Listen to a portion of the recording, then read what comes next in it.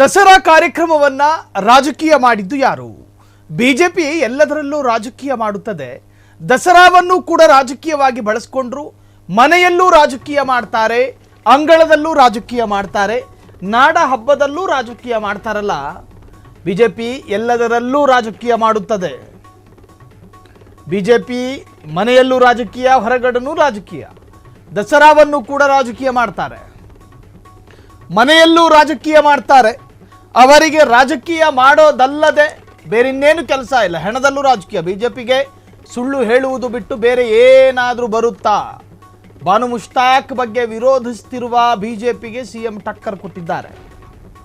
ಬಾನು ಮುಷ್ತಾಕ್ ಕನ್ನಡದ ಬರಹಗಾರರು, ಕರ್ನಾಟಕಕ್ಕೆ ಕೀರ್ತಿ ತಂದವರು. ಬಾನು ಮುಷ್ತಾಕ್ ಅವರಿಗೆ ಬೂಕರ್ ಪ್ರಶಸ್ತಿ ಲಭಿಸಿದೆ. ಕನ್ನಡದಲ್ಲಿ ಎಷ್ಟು ಜನಕ್ಕೆ ಬೂಕರ್ ಪ್ರಶಸ್ತಿ ಸಿಕ್ಕಿದೆ ಅಂತ ಹೇಳಿ ನೋಡೋಣ. ಅವರನ್ನ ಗೌರವಿಸಬೇಕು ಅಲ್ವಾ? ಅದಕ್ಕಾಗಿ ಆಯ್ಕೆ.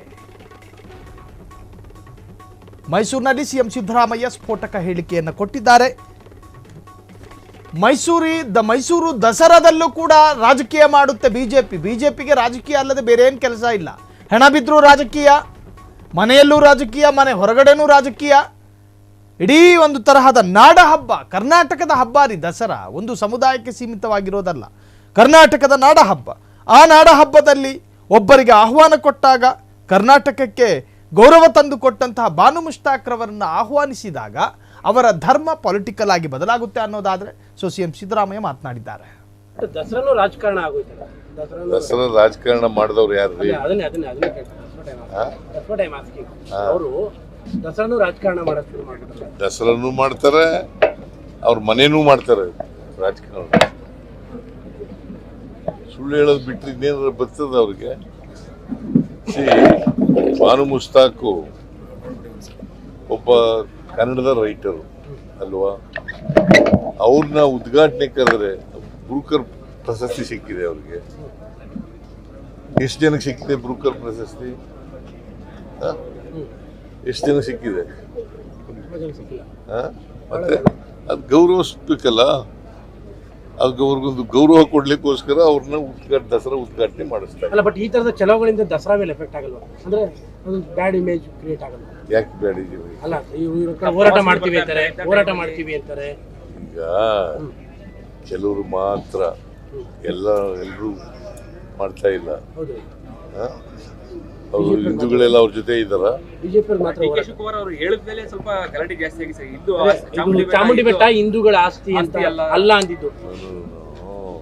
ಐ ಆಮ್ ನಾಟ್ ಟೆಲ್ಲಿಂಗ್ ಹಿಂದೂಗಳ ಆಸ್ತಿ ಮುಸಲ್ಮಾನರ ಆಸ್ತಿ ಅಂತ ಹೇಳಕ್ ಹೋಗಲ್ಲ. ಅದು ಹಿಂದೂಗಳ ಆಸ್ತಿನೇ ಇರ್ಬೋದು. ದಸರಾ ಅನ್ನೋದು ನಾಡ ಹಬ್ಬ ಅಲ್ವಾ? ನಾಡ ಹಬ್ಬ ಅಂತಂದ್ರೆ ಏನು? ಎಲ್ಲರೂ ಶೇರ್ ಮಾಡೋದು. ಹಿಂದೂಗಳು, ಮುಸಲ್ಮಾನರು, ಕ್ರಿಶ್ಚಿಯನ್ರು, ಬೌದ್ಧರು, ಸಿಖ್ರು ಎಲ್ಲರೂ ಸೇರ್ ಮಾಡೋದು. ಮಾಡ್ತಾ ಇದ್ದೀವಿ. ಅಲ್ಲ, ಬಟ್ ಡಿ.ಕೆ. ಶಿವಕುಮಾರ್ ಅವರು ಇದು ಹಿಂದೂಗಳದಲ್ಲ ಅಂದ್ಬಿಟ್ರು. ಅವಾಗಿಂದ ಸ್ವಲ್ಪ ಇದು ಜಾಸ್ತಿ ಆಗೋಯ್ತು. ನನಗೆ ಗೊತ್ತಿಲ್ಲ. ಇದು ದಸರಾ ಹಿಂದೂಗಳಿಗೆ ಸೇರುತ್ತಲ್ಲ, ಮುಸಲ್ಮಾನರ ಆಸ್ತಿ ಅಂತ ಹೇಳಕ್ ಹೋಗಲ್ಲ. ಅದು ಹಿಂದೂಗಳ ಆಸ್ತಿನೇ ಇರ್ಬೋದು. ದಸರಾ ಅನ್ನೋದು ನಾಡ ಹಬ್ಬ ಅಲ್ವಾ?